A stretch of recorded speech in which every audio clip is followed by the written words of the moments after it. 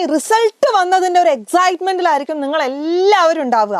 എല്ലാവരും ചോദിക്കും എത്ര പെർസെൻറ്റേജ് ഉണ്ട്, എത്ര A+ ഉണ്ട്. നമ്മൾ +1കാരായതുകൊണ്ട് ഈ A+ലൊന്നും നമുക്ക് അത്ര വലിയ കാര്യമില്ല അല്ലേ. നമുക്ക് എങ്ങനെയായാലും +1 +2 ആഡ് ചെയ്തിട്ടാണ് ലാസ്റ്റ് ഒരു ഫൈനൽ സ്കോർ അങ്ങ് വരിക. അപ്പോൾ നമ്മുടെ ഈ ഒരു വർഷത്തെ അല്ലെങ്കിൽ ഇപ്പം നമ്മുടെ വന്ന റിസൾട്ടിൻ്റെ പെർസെൻറ്റേജ് നമ്മൾ എങ്ങനെ കാൽക്കുലേറ്റ് ചെയ്യും, അതാണ് നമ്മൾ ഈ ഒരു വീഡിയോയിലൂടെ കൂടി പഠിക്കാൻ വേണ്ടിയിട്ട് പോകുന്നത്. കാര്യം വളരെ വളരെ സിമ്പിളാണ്.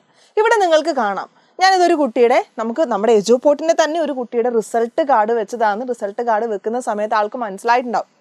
എപ്പോഴും നമ്മൾ എന്തിൻ്റെയും പെർസെൻറ്റേജ് കാണുന്നത് എങ്ങനെയാണ്, നമ്മുടെ കയ്യിൽ എത്രയാണോ ഉള്ളത് അല്ലേ, നമ്മുടെ കയ്യിൽ അവൈലബിൾ ആയിട്ടുള്ള ഒരു എമൗണ്ട് ഉണ്ടാവും.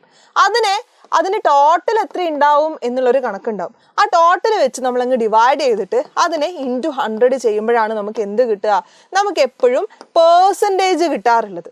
അപ്പോൾ ഈ ഒരു സിറ്റുവേഷനിൽ നമുക്ക് എങ്ങനെയാണ് ഈ പെർസെൻറ്റേജ് കാണാൻ പറ്റുക എന്നുള്ളത് നോക്കാം. ഇവിടെ നിങ്ങൾക്ക് സ്കോർ കാർഡ് കാണാൻ വേണ്ടിയിട്ട് സാധിക്കും. ഇവിടെ ഈ കുട്ടിക്ക് 100 മാർക്കാണ് മാക്സിമം ഈ ഒരു സബ്ജക്റ്റിന് കിട്ടേണ്ടിയിരുന്നത് അല്ലേ. ഈ ഒരു കേസിൽ മാത്രം എന്തുണ്ട്, അക്കൗണ്ടൻസി വിത്ത് കമ്പ്യൂട്ടർ ആപ്ലിക്കേഷൻ ആയതുകൊണ്ട്, കമ്പ്യൂട്ടർ അക്കൗണ്ടിങ് ആയതുകൊണ്ട് 80 മാർക്സ് ആണ്. ഓക്കെ, അപ്പോൾ അത് ഒഴിച്ചു കഴിഞ്ഞാൽ ബാക്കി എല്ലാത്തിലും 100 മാർക്കാണ് കിട്ടേണ്ടത്. വിച്ച് മീൻസ് നമുക്ക് ടോട്ടൽ കിട്ടേണ്ടിയിരുന്ന മാർക്ക് എത്രയാണ് എന്ന് നമ്മൾ ആദ്യം കാൽക്കുലേറ്റ് ചെയ്യുക. ഈ ഒരു സെക്ഷൻ നോക്കിയാൽ നിങ്ങൾക്കത് മനസ്സിലാവും. ടോട്ടൽ കിട്ടേണ്ടിയിരുന്ന മാർക്ക് 580 ആണ്. ഇവിടെ 80 മാർക്കിൻ്റെതാണ് പ്രാക്ടിക്കൽസ് ഉള്ളത് കൊണ്ട്, അപ്പം 580 ആണ് നമ്മുടെ ടോട്ടൽ സ്കോർ എന്ന് പറയുന്നത്. ഓക്കെ, ഇനി നമുക്ക് എത്ര കിട്ടി എന്ന് നമ്മൾ വെരിഫൈ ചെയ്യണം. നിങ്ങൾക്കിവിടെ കാണാം 90, 98. നോക്കുക, ഇവിടെ ഞാനത് എടുത്ത് കുറച്ച് ഹൈലൈറ്റ് ചെയ്തിട്ടുണ്ട്. ഇതാണ് ആളുടെ ടോട്ടൽ സ്കോർ. അപ്പോൾ ഇത് നമ്മളൊന്ന് സമ്മ് ചെയ്യുന്ന സമയത്ത് നമുക്ക് എത്ര കിട്ടും, 550 ആണ് ആൾക്ക് 580 കിട്ടിയിട്ടുള്ള മാർക്ക്. ഇനിയിപ്പോൾ പെർസെൻറ്റേജ് കാൽക്കുലേറ്റ് ചെയ്യുന്നത് എങ്ങനെയായിരിക്കും, വളരെ സിമ്പിൾ അല്ലേ. നമ്മൾ 550 ഡിവൈഡഡ് ബൈ 580 നമ്മൾ ചെയ്യണം. എന്നിട്ട് നമ്മൾ എന്ത് ചെയ്യണം, ഈ 550 ഡിവൈഡ് ബൈ 580 ഇൻറ്റു 100 ചെയ്യണം. അപ്പോൾ നമുക്ക് എത്ര മാർക്ക് കിട്ടും, 94% ആണെന്ന് മനസ്സിലാവും. അപ്പോൾ ഇങ്ങനെയാണ് നിങ്ങളുടെ സ്കോർ ഉള്ളതെങ്കിൽ നിങ്ങൾക്ക് ഇങ്ങനെ ഡിവൈഡ് ചെയ്യാം. ഇനി ഇതിൽ വേറൊരു കൺസേൺ കൂടിയുണ്ട്. എല്ലാ ആൾക്കാർക്കും 580-ലല്ല സ്കോർ ഉണ്ടാവുക. ചില ആൾക്കാർക്ക് 560 ആയിരിക്കും, ചില ആൾക്കാർക്ക് 600 ആയിരിക്കും. അത് നിങ്ങൾ ചൂസ് ചെയ്യുന്ന സബ്ജക്റ്റിനെ ബേസ് ചെയ്തിരിക്കും. ഇവിടെ അക്കൗണ്ടൻസി വിത്ത് കമ്പ്യൂട്ടർ അക്കൗണ്ടിങ് ആയതുകൊണ്ടാണ് 80 മാർക്സ് വന്നിട്ടുള്ളത്.